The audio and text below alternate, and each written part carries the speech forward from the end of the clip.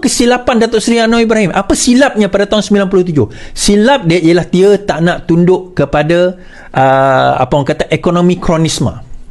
Itu dia tak nak tunduk pada waktu itu. Ekonomi kronisma, bail-out dan sebagainya, dia tak nak tunduk pada waktu, menyebabkan telah terjadinya peristiwa liwat. Tuan-tuan, ini kenapa saya nak bawa hujah saya. Kenapa Datuk Seri Anwar Ibrahim boleh selamatkan negara kita? Dan pernah beliau ada track record tersebut.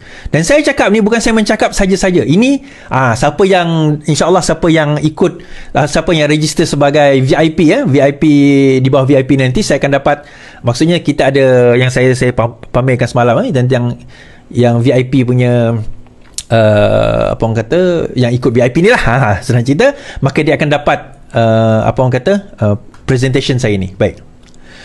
Apakah masalah fundamental Malaysia? Apa track record Anwar Ibrahim menyelamatkan negara?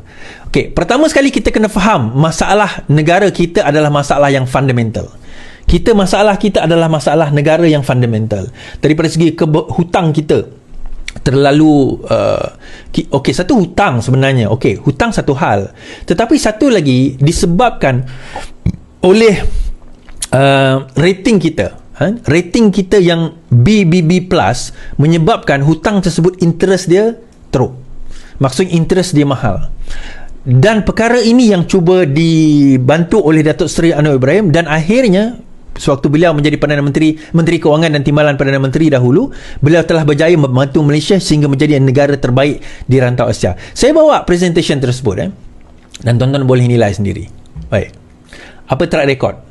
Pertama, kita kena faham Datuk Seri Anwar Ibrahim ini dilantik menjadi Menteri Keuangan pada tahun 1991 sehingga tahun 1998 sebelum beliau dipecat daripada Menteri Keuangan pada 2 September 1998. Kemudian dia dilantik menjadi Timbalan Perdana Menteri pada tahun 1993 sehingga 1998. Okey, itu track record. So, ingat tarikh ini 91, 98, 93, 98. Baik. Siapa Menteri Keuangan sebelum dan selepas beliau? Kalau kita tengok 76-84 Tengku Razali Hamzah, 84-91 Daim Zainuddin, 91-98 Anwar Ibrahim, 98-99 Mahathir, 99-2001 Daim, 2001-2003 Mahathir. Now, again tengok tarikh ini tengok tarikh 91-98 ini, tengok tarikh ini dengan betul. Baik. Now, tengok Malaysian Government Budget daripada 1988 sehingga tahun 2023. Tuan-tuan tengok, di bawah paras ini adalah defisit. Yang bawah ini semua defisit. Atas ini adalah surplus. Saya kata Datuk Seri Anwar Ibrahim menjadi Menteri Keuangan bila? 91. Nah, bila beliau menjadi Menteri Keuangan pada tahun 1991, 88, 89, 90, 91, negara mengalami defisit negatif 2%. Kemudian negatif 0.8%. Sebelum itu, sebelum beliau menjadi Menteri Keuangan, negara mengalami defisit tahun 90 negatif 2.87, tahun 89 negatif 3.2, tahun 88 negatif 36.6, dan sebelum-sebelum ini pun negatif. Akhirnya selama 2 tahun, tahun 1991, 1992, beliau menjadi Menteri Keuangan, defisit masa itu adalah negatif. Defisit maksudnya budget, government budget adalah negatif. Maksudnya defisit, bukan defisit itu negatif. Maksudnya government budget adalah negatif atau defisit. Tahun ketiga, pada tahun ketiga beliau menjadi Menteri Keuangan. Tahun pertama defisit, beliau menjadi Menteri Keuangan 91. Tahun kedua defisit. Tahun ketiga mula jadi surplus. 3 tahun kemudian 0.2%. Buat kali pertama dalam sejarah sejak Anwar Mahathir menjadi Perdana Menteri, negara mendapat surplus di dalam bajet. Diikuti oleh tahun berikutnya, tahun 94, 2.3% surplus. Tahun 95, 0.8% surplus. 96, 0.7% surplus. 97, 2.4% surplus, tetapi menjadi defisit negatif 1.8 pada tahun 98. Tak sempat beliau membentangkan bajet, beliau telah pun dipecat sebagai Menteri Keuangan pada waktu itu, ataupun disempat bajet, saya tak ingat. Tapi masa itu surplus disebabkan oleh krisis ekonomi yang melanda negara kita. Tetapi kalau kita tengok tempoh 5 tahun ini, dalam tempoh 3 tahun beliau telah menyelamatkan negara daripada defisit. Tahun ketiga beliau menjadi Menteri Keuangan, beliau telah surpluskan bajet selama 5 tahun berturut-turut. 3 tahun ketiga baik. Now ada yang kata alah dia boleh lah mungkin masa tu ekonomi tengah elok. Baik, kita tengok tuan-tuan, tahun sebelum ini adalah Malaysian government to GDP debt ratio.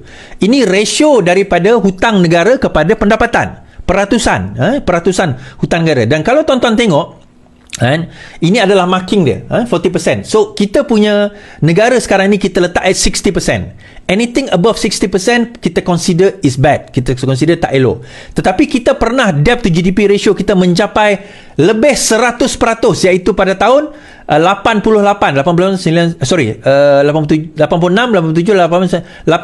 tahun 86 kita pernah mencapai debt to GDP ratio lebih 100%.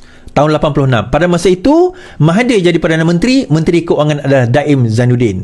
Nah, kalau kita tengok secara detail, akhirnya daripada 103.4% pada tahun 1986, tahun 1991 Anwar Ibrahim mengambil alih. Pada masa itu debt to GDP ratio kita hampir mencecah. Pada waktu sebelum itu 1990 debt to GDP ratio kita adalah 80%. Sekarang ini just to put into perspective, debt to GDP ratio kita 60%. Pada tahun 1990 sewaktu sebelum Datuk Seri Anwar Ibrahim menjadi Menteri Keuangan, debt to GDP ratio kita 80%. Kemudian beliau menjadi Menteri Keuangan. Komitmen pertama beliau adalah pertama menguruskan perbelanjaan, mengurangkan hutang, membayar hutang-hutang lama, tidak ada hutang-hutang baru yang tidak perlu. Projek-projek mega apa semua tidak ada, yang mana tidak perlu pada waktu itu, yang tidak memberi pulangan besar kepada negara. Beliau berjaya mengurangkan hutang.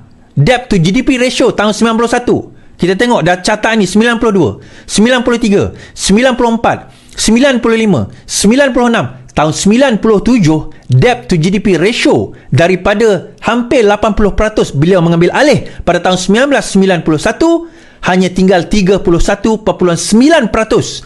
3, 4, 5, 6, 7 tahun beliau menjadi Perdana Menteri Keuangan, beliau telah mengurangkan daripada hampir 80% debt to GDP ratio kepada 31.9%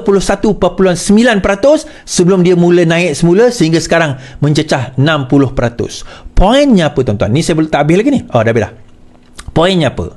Poin yang saya nak bawa, bila kita bercerita, kita macam ni lah, kita ada, tuan-tuan tengok tak cerita apa, cerita Maverick cerita apa cerita Top Gun.